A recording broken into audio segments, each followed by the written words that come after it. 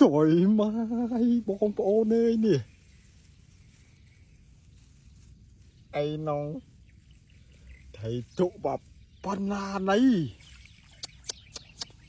vô tịch ti ba thấy bông bông này thoải mái tuông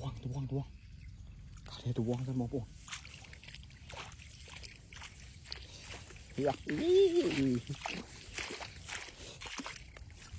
tịch chế ba cái chua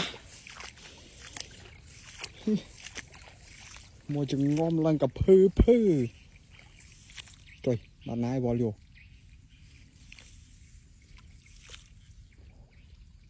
chung để nhá về mình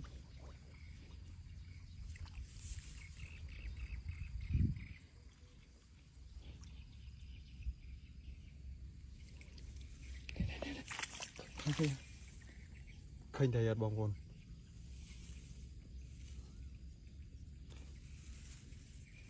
ấy này